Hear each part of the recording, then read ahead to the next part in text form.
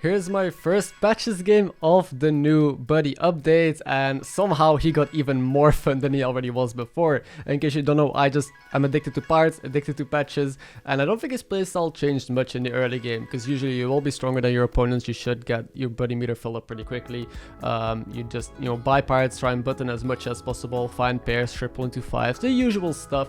Now where Patches is different and what's changed is his buddy, which in case you don't know what it does, for every pirate you play this game, so the entire game, you will get +1/+1 that you can put onto any card. So you can put this onto Divine Shields, onto Cleaves, doesn't have to be pirates, and that changes endgame a little bit. So instead of just scaling up big pirates and then going into Amalgadons, you still do the same. You scale up big pirates and go into Amalgadon endgame with APM, infinite money, but you can have extra cards in there like Cleaves, or like a massive Mackerel, or a Deflectobot that resets if you menace like another card. So like Patches has a way more interesting mid game, and it's easier to stabilize. So where normally you could die early on, you can now way easier just live and stabilize and try and get to the end game, or try and get to that Hogger because of the tempo they provide. Now I feel like I'm super strong here on turn 6, but look at this Barrow playing full on early demons. That's one issue that people will still probably outstat you sometimes, even though normally previous meta this board would be strong enough to beat almost any opponent at this stage in the game. But we're tier 4, we got our buddy. I also didn't play it yet because I want more value. I felt like I would be strong enough, and playing the buddy here and buffing like a bad pirate doesn't make sense. You don't want to buff anything that doesn't stay on the board. I still want to try and find a good card instead. And here I sold out of a pair. I know I could miss out on a triple, but this is way cleaner because now I get extra buffs, and in case it's not swabby, it's just strictly better because I also save a gold since buying a pirate reduces my hero power. So I found a Salty Looter, found a Peggy, we triple into Bran. It's not quite Hogger or Tony, but a Bran, obviously I can't complain because we do have Armin in our hand and the buddy. And yeah, of course it's next to the buddy because it's a battle cry. And I'm trying to figure out what to buff here. I'll buff the Looter, and I guess I'll buff the Bran. The Bran is probably going to stay on my board for the rest of the game since I'm a little bit scared. We're at 18 HP, we're facing Nadora, who's probably all in and pretty strong.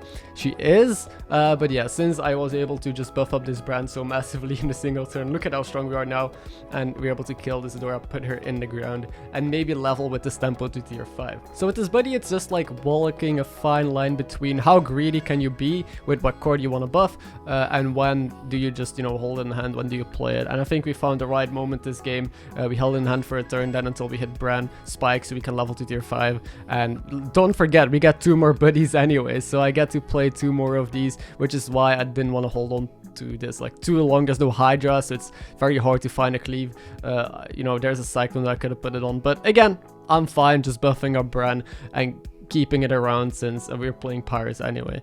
No Hogger yet, I'm just tier 5. I'm rolling mainly for Hogger Tony, I guess for triples as well, because an Eliza wouldn't be too bad, and just buy strong pirates. I'm not going to buy any pirate since that doesn't make too much sense. But here's a triple Salty Looter, and we got kind of trash. None of this matters. I guess Imp Mama would be good to buff with our buddies later, so I can like make a massive Imp Mama, just feed off my opponents. But there's poison in the lobby, so it's scary that there is a Flurgle, that there is ways that people can just play a Sephin and completely counter me. So again, most people just get too baited playing pirates, going with big stats, and lose to poison in the end, poison Divine Shield. See, we want to try and play around that. There is a Bran.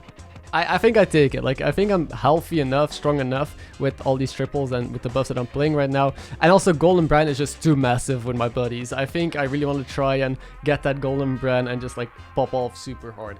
So I'll still try and respect my opponent here, the Galakron, who could be strong. I'll play through everything, play the Imp Mama, but I'll also be holding the Spare on Brand now. And they're also big demons. I think Barrow had like a very similar board to this Galakron. They're all kind of doing the same tempo stuff, which is why I definitely want to play safe. But I do also want to give myself an end game in the end. We have no Hogger yet, so we need something to high roll. Like right now we're just decent tempo, but we're facing the Flurgle now, which is the scary thing.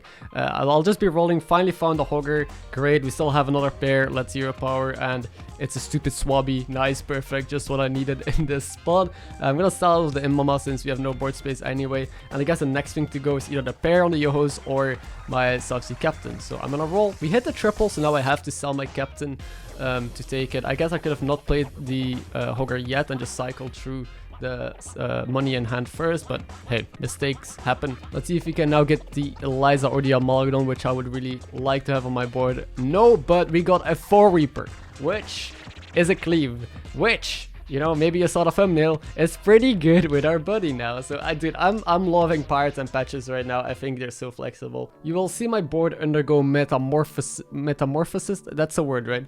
And just completely change into a very cool endgame. I found Tony, so let's try and Golden the Hogger. It's not very likely since we have nothing with like Death Rattle or Reborn, but if I position properly, the Taunt is gonna die. I can sacrifice my Peggy and my 4 Reaper, and then it is guaranteed to land onto the Hogger if either my Brand or my Salty Looter also dies. And my opponent is gonna have poison, so we just need a little bit of lucky hits. And then every pirate is free. We're not infinite yet, but we're close. We also got our buddies here, meaning we can, you know, if we want, already pop off onto the 4 Reaper. And we got the Golden Hogger. So right now we can just start buying pirates, maybe next turn, you know, spike super hard and try and figure out a way to beat this poison Flurgle. You can see me queuing the playlist, getting it ready. Everyone in chat was also getting hyped. All I need is one more Hogger and we're infinite, and we can scale to the moon. We're facing a ghost, so I could even greed a little bit this turn, meaning I don't even have to use my buddies yet, and maybe I can wait until I hit a golden Bran. We'll see, because this ghost was the Galakron who's just playing big demons, and I'm pretty sure we outscale them this turn.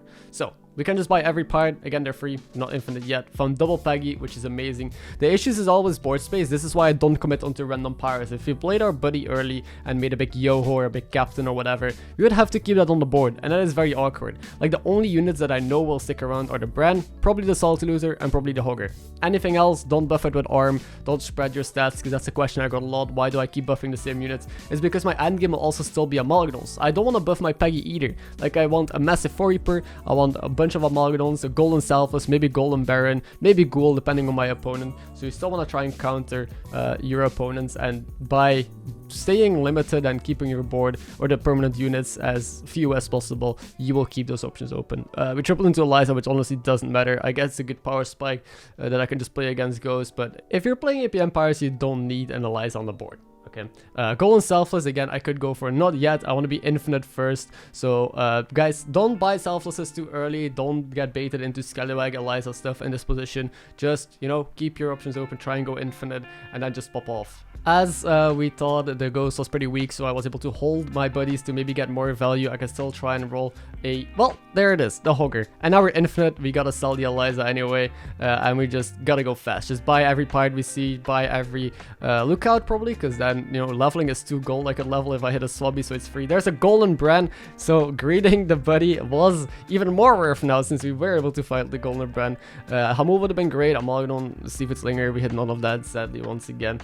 We can start buying selfless heroes now because we got the money. So this is why you value your gold rolling and finding that other Hogger instead of buying other tech cards, because once you find that Hogger, you can just buy all the tech cards in the world and literally do whatever you want. And with the buddy update, fundamentally nothing changed to APM Pirates. You'll still play the same, still cycle the same pirates, buff the same, and try and set up for the same endgame. The only difference is that you can, you know, maybe fit other cards on the board if you'd like. I've seen people just buy double mackerels, buffing those up with your buddies and buying modules, and then you have like massive ping pong, which is good in a no dragon lobby in case people, you know, can play pressers against you. That's pretty bad. This is a no dragon lobby, so that could work. Max is in, but look at that 4 Reaper. Look at how big it is. I had to buff it here because I was running out of money. I had no money to keep cycling here and go on with this these double Hoggers, so I had to sadly sell them because my 4 Reaper could have been a lot bigger. Doesn't matter though. Like, nothing is ever gonna be bigger than a 300. So this 4 Reaper will also always kill anything, but it's just, you know, bigger numbers are fun. So I think it's fine. Next time I'll try and make a bigger one, try and make a Salty Looter that's over 1,000 stats, or maybe a Cleave or whatever, but I want to play safe. Didn't want to throw this game since it's beautiful. I had no time. My big Cleave just dies into poison, sadly. You know, that kind of sucks, but we're facing another APM player and they have double Golden Hogger, they have Golden Zephyr and Amalgadon. We're able to beat them though, so they were already like one step ahead, but we just had way too much stats to, you know, be able to beat them here, and now we're top 3, so we don't have to be scared. The only scary one one is Flurgle, who we're facing. I don't care about Greybow. I think we're fine. But yeah, the other APM player just couldn't keep up with us, even though, you know, they were slightly ahead with the Amalgadons. Now it's our turn to get the Amalgadons on the board now that they're back in the pool. Now, Flurgle can also have multiple Amalgadons since their buddy allows them to turn any 6-drop into a guaranteed Amalgadon, which is kind of insane, and guaranteed lookouts from tier 4 if they have a brand. So we do, you know, want to go all in, not be too greedy. We're 12 HP, so if one single Amalgadon survives, if they're on tier 6, we're dead, you know. And we have Golden Lookout in hand, another Lookout, double dongs, and this is basically, you know, what I usually do when I go into Infinite Pirates. I cycle Pirates. There's our Golden Selfless as well. Issue with buying Golden Selfless is that, you know, we're not infinite anymore. We can't roll and buy more Pirates, so I'll buy another tribe on the board, sell out of Peggy, sell out of Scaling, since I don't think it matters anymore at all. Try and fix this Amalgadon. It didn't have a shield, so I think I'm just gonna sell it, try out the other Amalgadon. I could have also sold my Hogger in case I wanted, you know, more adepts, which I should have done, but again, time is limited. I'm gonna end up making small misplays, doesn't matter. Amalgadon is fixed anyway. There's a Golden Selfless I'll take, and I have a Golden Lookout, which I have no time to play since I spent too much time trying to figure out how I want to do this turn and how I keep going here. I went out of my infinite gold. I only have like one Golden Hogger now, but again, I think I have more than what it takes to try and win this game now. I'm gonna play safe against the Flurgle, keep my brand, but I'm gonna end on Spore because it just, you know, kills one of their massive Murlocs. They don't have any Amalgadons, they don't even have a brand, so we should always win this. Not even everything on their board has poison. Now look at how massive this cleave is and how satisfying it is. And only cleaves 2, but damn, that's... I can't get over it. Now there's other minor upgrades that we can do on our board, which is mainly just more dongs or a Golden Baron, something like that. But our scary opponent is dead. I don't think Greybow is something we have to worry about because it's Greybow. I don't think they'll have anything more high rolly than what I'm doing at the moment. There's another dong in the shop. There's a Seafood Slinger from my Discover. And yeah. That's about everything that I can commentate on. Besides this, I'm just gonna optimize my turn now and do strong shit. One thing I have to mention though is that APM Pirate seems a little bit harder to pull off with different heroes now, because you need to have, you know, Tony and Hogger. You need to go to tier 5, and it's obviously harder to get to tier 5 now since it's more expensive, and there's more of like a tempo-ish meta. People play more mid-game scaling, but you know, Patches, you know, obviously is playing Pirate, so that the hero will always be able to pull it off quickly. Or heroes like Barrow with a lot of gold, or Omu that will be on tier 5 quickly and get an early Hogger can, you know, probably make it work more reliably. But I don't think it is as consistent or as good as it used to be. If you get it, it's still amazing though. It's still, I think, the best bolt in the game. Nothing will ever beat infinite gold because you can do infinite broken things, and this buddy is gonna help you immensely with that, but that's about it. One question that I have though is, if you triple into both Hogger and Bran early as Patches, which one do you take first? Because the Bran obviously is amazing with your buddy.